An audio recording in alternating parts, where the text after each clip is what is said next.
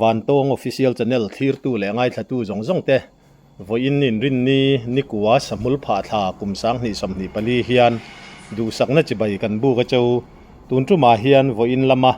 van duai thak taka thingsai bul triau luya chesual tuna zon mek primary van lal nun puin van duaina ato dan chungchanga thingsai branch YMA ruai tu te kan biak na kan ngai thadon ani hian thingsaya van duaina thlenga thingsai not branch YMA vice president pu FC lal riat puya kan bedon ani kapu chi baile si baile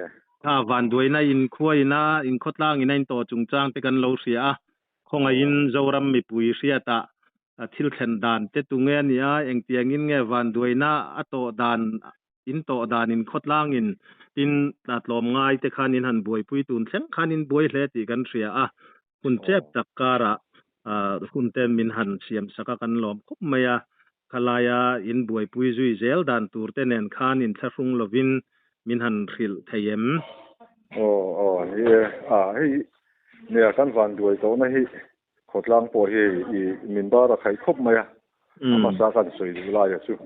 khotlang po min ba ra khai na sa le maya khotlang elaya an mani su ko din mun te kha tiang kan han chu tian an lai na tom khop in kan sia ni rol chon hei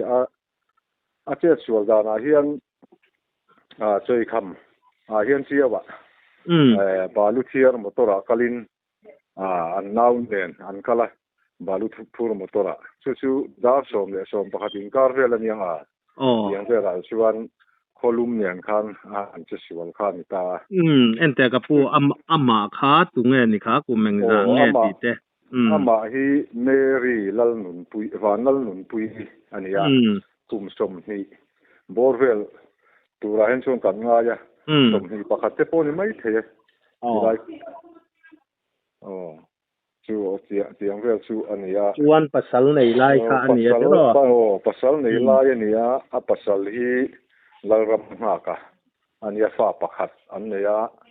an fa hi kum ni bor vel chu ni ve to nga fel ve to view me hi enga mo hian an kalson do theya pi hian om pui lo pom choi mai mo an va khongai thak le zel ve o mi pa nge mei chia mi pa ania chuan hi khotlang kan han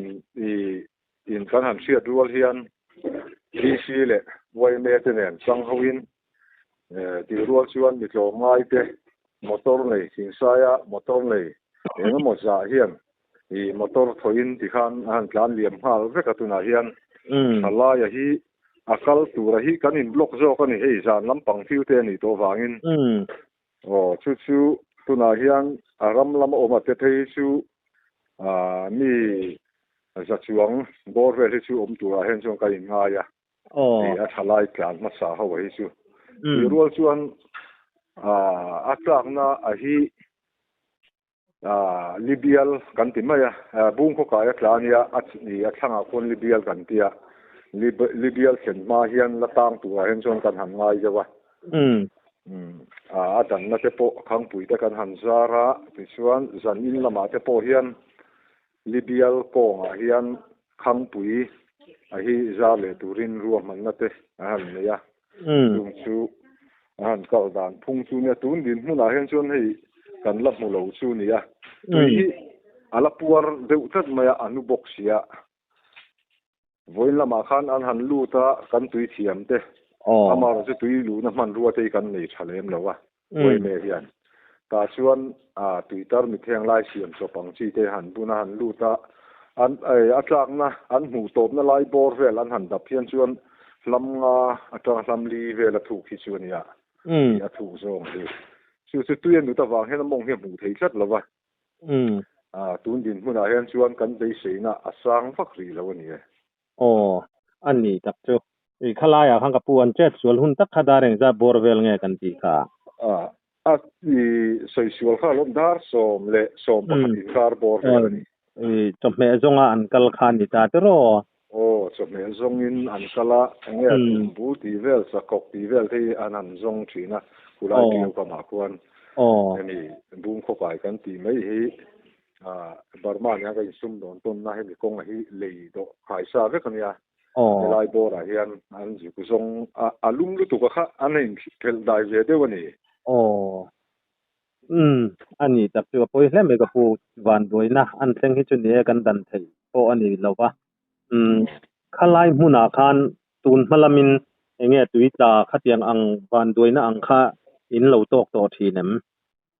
tok to ya hei tilai bung kho kai kan ti a hian kan tok nual to ma ya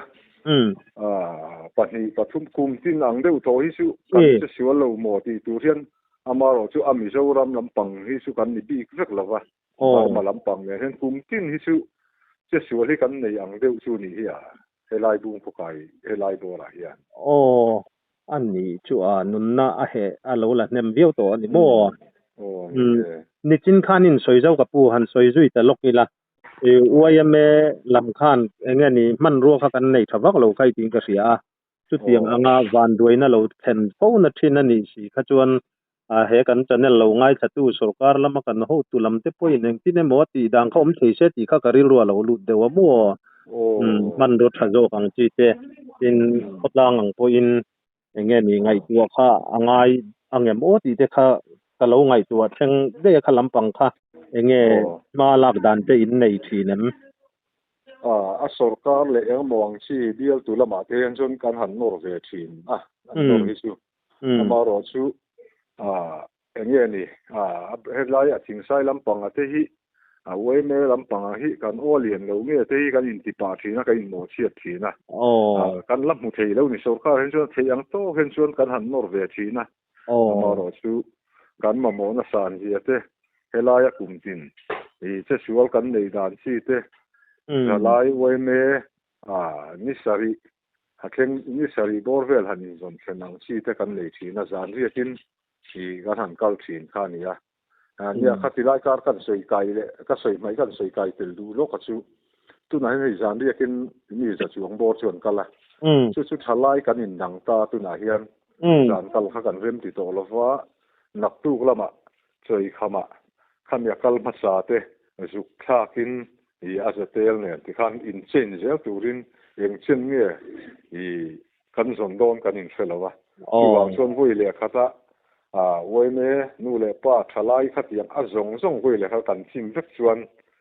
keima ni zo khan kan zo lawang ti kan zo bangin ruwa man na kan khotlang foi tu te si te na ruwa man na kan han nei ania thalai kha in khotlang te dan kha pa kom hle mai ga rian ni hetiang van duina to an thenga Mizoram hun sang sanga mitlom ngai te chu dan ngai hial khop main lom ngai in pe thom han riat te khan mizo ni anom zia lom ngai na ro pui zia kha ril ruwa alo lang zut zut lo the lo in fakom hle in kan ria a i khala ya khan pi mary van lo nun pui te kha ni chin khan an chung kwa kha anu hoin apasal nu hawa an fa pakhat ne na ko sa chuan ni lo e an apa sala chung te an nu le pa te nen an u nau hawa lom khom te kan ne in khata rian hemi tuna Mary vanal nun pui pasala pa te hi lal nun luate ania ani hian an chung ko an fa hian au pa berania ani chi hian nu pui la nei nia chung ko in an lom khom te kan ni ani tak chu kapu thing sai kha mun danga changa lo ngai that tu te tang khoi la ya om nge ania in missing om zat te le in om zat vel tlang pui te kha min sil thayan thing sai hi mar chak lam panga hian chin chak lama hian kan oma na thial district atang hian chawin tar pho coffee ron kalin chuan thing sai ron nia thing sai pia lama hian chuan bual pui e cheu om to tulai na thial district chuwa om kan ni chuan in hi in za ruk tha hian chuan kan in chal ve to wa amaro chu amihring cheng te chu in le lo le mo hian chuan soi sual pal kha om thei thak me tai te kha chu amihring om za ta kha chu soi lo me yang in jaruk khuwa chu thingtlang khonom nuam tok tak mai in ni don ti ka achiang reng mai a thingtlang kholian nuam tok tak mai mo